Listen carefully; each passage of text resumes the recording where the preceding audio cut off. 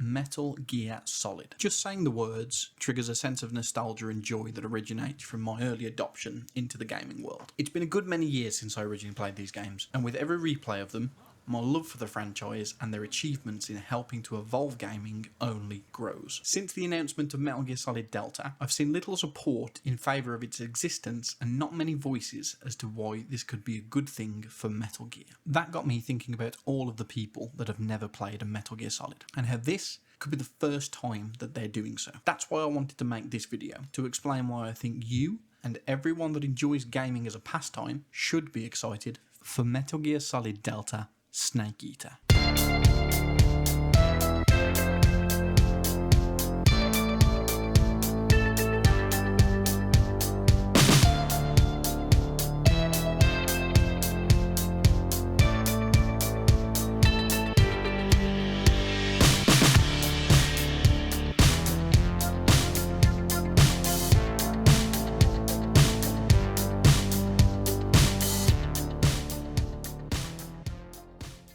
I want to start this video by addressing all of those that have never played a Metal Gear Solid game, so if anyone is overly familiar with Metal Gear, please skip ahead.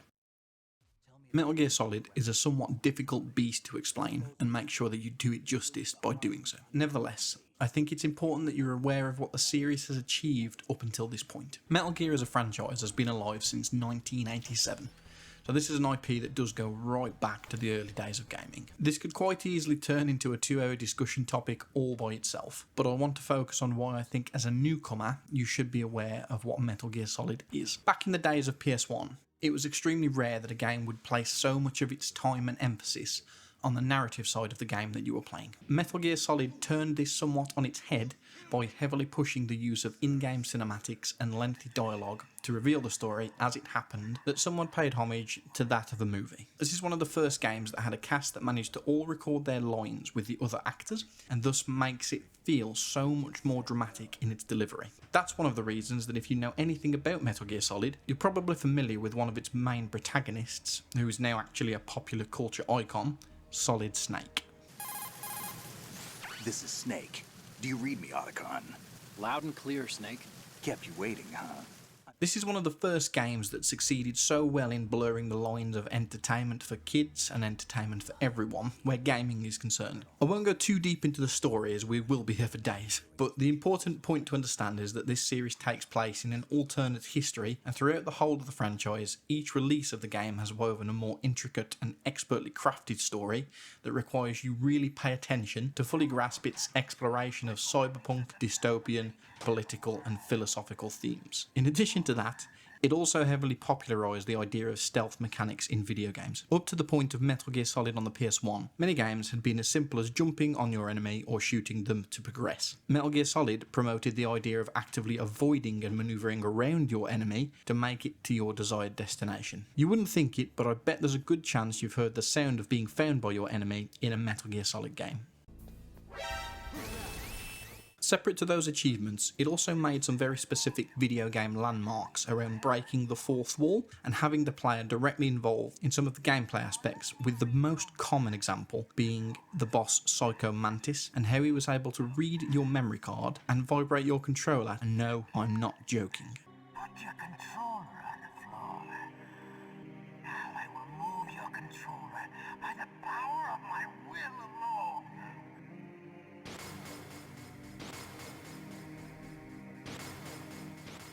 So yes, this franchise has been quite the pioneer where gaming has been concerned, which is in large part thanks to the amazing creators behind the franchise. If you haven't played the games, all the mainline entries have been critically acclaimed, and I highly recommend you seek a way to play them. However, I have been down this road before in asking my wife to do just that, and her comments were, but look how old the graphics are. So, we move onwards to why I think Metal Gear Solid Delta is so important. Before we get specifically into its importance, let's talk about exactly what it is. There has been a lot of Metal Gear Solid games. However, we haven't had any new ones since 2015 with the release of Metal Gear Solid 5 The Phantom Pain. I suppose technically, we won't really have any new ones even after the Metal Gear Solid Delta Snake Eater release, as this is actually a remake of the 2004 game Metal Gear Solid 3 Snake Eater. You'd be forgiven in thinking the name is a little confusing, and to be honest, so did the internet, when this was first announced. Metal Gear Solid Delta seems to be the name according to the Metal Gear Twitter account that fits the concept of the remake project, in that Delta means change or difference without changing structure. Now, throughout the Metal Gear releases over the years, there has been quite a few entries that have added to this intricate cinematic story that have taken place at various points in time. Some of them modern day, and some of them in the 1960s, for example. That is why I believe that the Metal Gear Solid Delta project is first undertaking Snake Eater, as when looking at the story chronologically, this is the first one in the series, which is an important point that I'll come back to. To those who don't know, this game tells the story of character Naked Snake, who is actually a different character from Solid Snake, and his transition of earning the codename Big Boss. Yes, there are some strange names. Recently, there has been some rumours that this won't release until 2025, although it was originally thought to be towards the end of 2024. That remains unconfirmed at the moment. The Metal Gear Twitter account has stated that the intention for this game is to be a one-to-one remake of Snake Eater with improved graphics and with more modernised gameplay mechanics and controls. It will be retaining the original performance of the original cast, and all of the marketing around it so far does seem to be in line with ensuring that the original vision and the aspects of the game are not lost. The reason that you clicked on this video in the first place. Why should you care?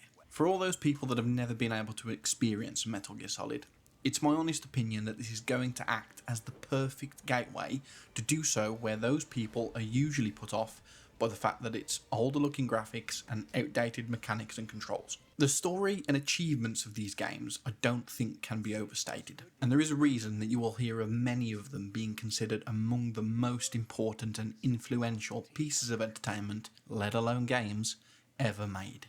I mentioned before about maybe it seeming odd that they're opting to remake the third game first, but I think this is to really aim at a new market of players that have yet to experience these games, and thus make it more palatable to tackle them in chronological order. Metal Gear has been so synonymous with my love of gaming over the years, and I feel it's an important piece of gaming that everyone should experience at least once, even if only in part. It also gives all the Metal Gear veterans something new to chew on. Metal Gear is such an important gaming experience to me that seeing it remade is something I never thought would happen, and although some people seem to be so hung on it being done by Konami, I honestly believe that a revitalisation in the IP can only be beneficial in the longer term.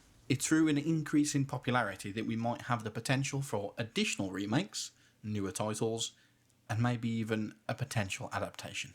Providing the statements of the developers mentioned previously remain true, I think the intention of Konami is to get a feel for the reception of this game before they perhaps commit to moving along with the other remakes of the mainline entries. After all, I'm not sure why you wouldn't just call it the Snake Eater remake instead of going through all of the trouble to add the tag word Delta on the end, if not to make it an obviously recognisable series of games that will act as the remake series.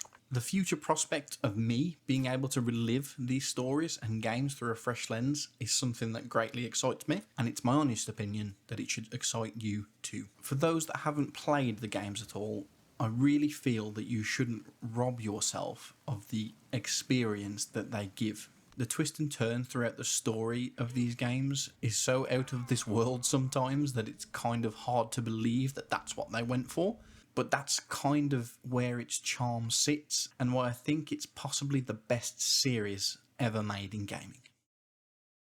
So one of the reasons that I don't think that you see many videos in support of Metal Gear Solid Delta online is to do with the somewhat hot topic, and where I suppose most of the toxicity around the game begins generating. Back in 2015, just after the Phantom Pain released, Metal Gear creator Hideo Kojima publicly split with Konami, and what followed was Konami's commitment to fully stepping away from the AAA gaming landscape. With that, there were certainly some eyebrows raised with how Hideo Kojima was treated, and not giving that man his due is something that I do not agree with. Of course, since then, Hideo Kojima and much of his Metal Gear team moved on to create their own studio, and are obviously enjoying successes in gaming that I've also loved playing. Some years have passed since then, and it looks like Konami are kind of gearing up to re-enter the gaming market with both the Metal Gear Solid and Silent Hill IPs back on the table for them to release games into. Here's where my thinking on the matter lies really. Metal Gear Solid has always been a large undertaking for any studio to try and create. Though I think Hideo Kojima deserves so much of the credit, I don't believe that he's responsible for every single aspect of the games that you've seen up until this point. There are more developers and creators involved that also deserve that same chance to shine, but there hasn't been too much information released about the development team, other than that it consists of a partnership between Konami Digital Entertainment and Virtuos, the latter being the team that assisted with the development of the Metal Gear Solid Master Collection Volume 1. The point I'm trying to make here is, if you are someone that is more cynical of Konami, please don't write these games off immediately just based on that. There are likely hundreds of developers working on this that deserve to be recognised, should they stick the landing, which is only something that we can judge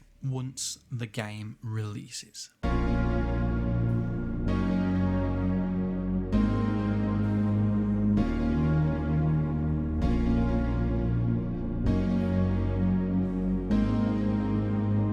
That's all I have to say on Metal Gear Solid Delta for now. You'll have to excuse my obvious reverence for the series, as overall it is a strong reason why I do love gaming so much, and my purpose for wanting to create this video is both to serve as dipping my toe into discussion videos as well as share some of that MGS love. Thank you very much for taking the time to watch this. I hope you enjoyed it and are looking forward to the game just as much as I am, and if not, I hope you at least understand what the series is about a little bit more. Please consider subscribing to the channel, as I'll likely be doing more game discussions and reviews in the future, and if you have any thoughts or opinions on the videos, please feel free to comment below, as I'd like to make these both as entertaining and helpful as possible. My name is Liquidizer, it's been a pleasure, and I hope to see you again real soon.